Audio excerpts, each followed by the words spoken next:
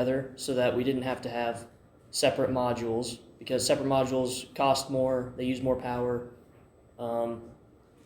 This PCB has the STM32 on it, it has the solar charger on it, and then it has various inputs and outputs for all the sensors. Another benefit is that it's much smaller, and it's a much smaller physical size, so it can be fit into beacons easier, and it uses less power because it doesn't have any extra components. So when it comes to beacon range, we like to set up conceptually would it work at 2 mile range, and we first look up the eByte and Semtech, the LoRa module chip maker's data sheet, and we were able to find how much what's the sensitivity of those. And the calculation is pretty simple.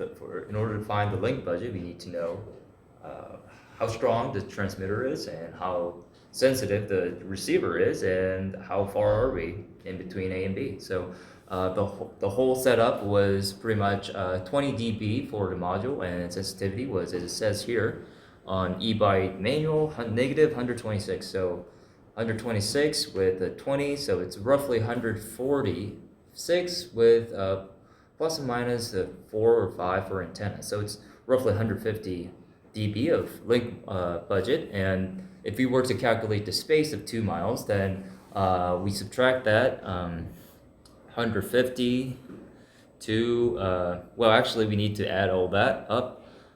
So that makes 126 as a maximum link budget, not 150, but 126 minus 101 would be roughly 25 or 23, or it could be even 20. It could be lower than 20, but overall we have a pretty large leniency. We have a very good margin of 23, 25 dB. So even if there are trees or any obstacles in the middle, then we'll still be able to have a reliable transmission. So the figure you see here is it applies to any of the wireless communication. As long as you meet those physical distance, we're sure that the link would work.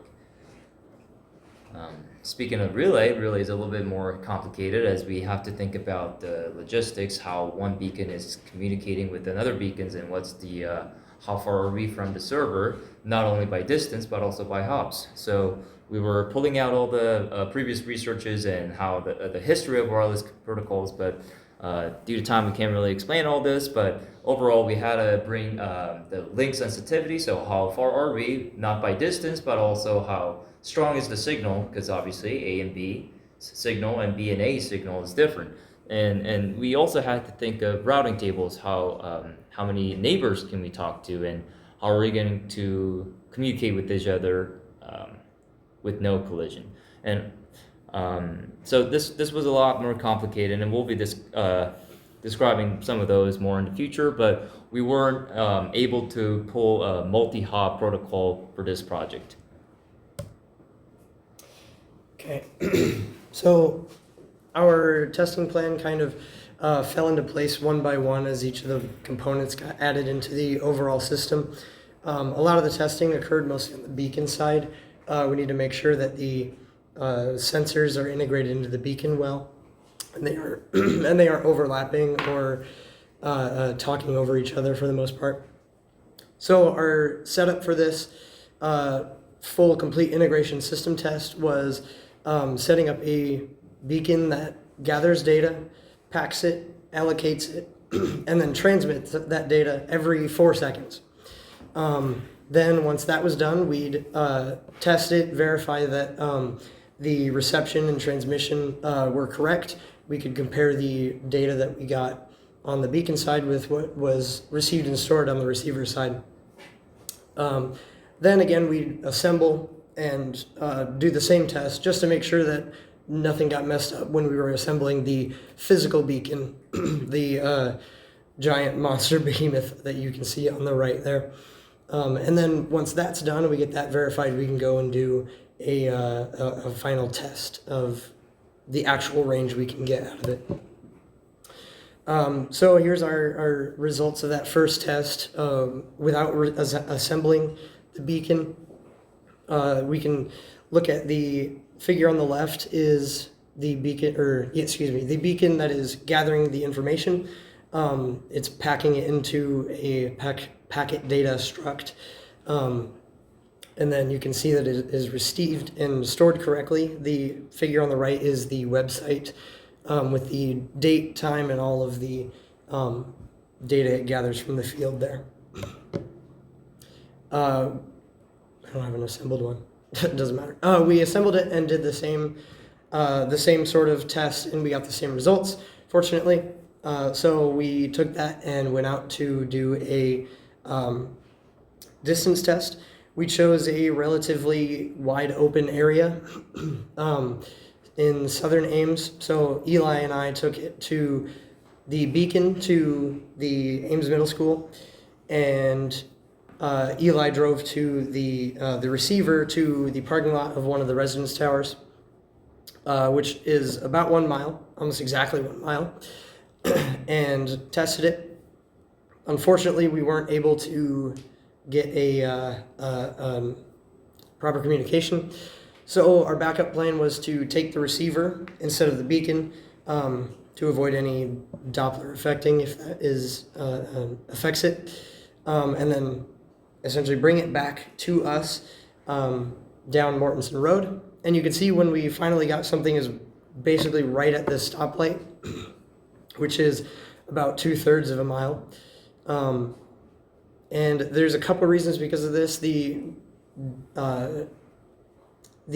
estimated distance as given by the manufacturer is about 5 kilometers, but their testing was 2 meters in the air with a wide open field on all sides. This had quite a few obstructions, some trees, cars, lamp posts, and we were transmitting directly from the ground, as this is where the beacons are going to sit in the field. So, somewhat disappointed in this test, but the outcomes are understandable. So overall, what went well is system integration went absolutely no complaints. I was very surprised to see that everything kind of fit together easily, and if there were issues, they went away with a little bit of troubleshooting, including the PCB. The PCB was a huge what if, essentially, because we don't have the ability to manufacture that and test it very simply. So the data we gathered was very accurate. We didn't have to do much in the way of manufacturing that or calibrating anything. Beacon receiver communication has always been very solid, and when it is there, when it is within that 2/3 range, it is very effective, very accurate. What could be improved is definitely distance. We're below what we expected and we're below what we wanted, but minor tweaks to this design could change that. Beacon to beacon communication is also very difficult. This could be an entire continuation on this senior design project. It was very tough to get going and could be implemented in a few ways that are a little easier with maybe a little bit different components. The beacon housing and receiver housing could be upgraded a little bit. The beacon could be further waterproofed or shrunken down or improved in that way. It drives down costs somehow. And improve security. Right now we don't have a lot in the way of security, basically in the way that nobody knows we exist or what we're doing, but we are broadcasting essentially bare data, unencrypted, which could lead to issues down the line.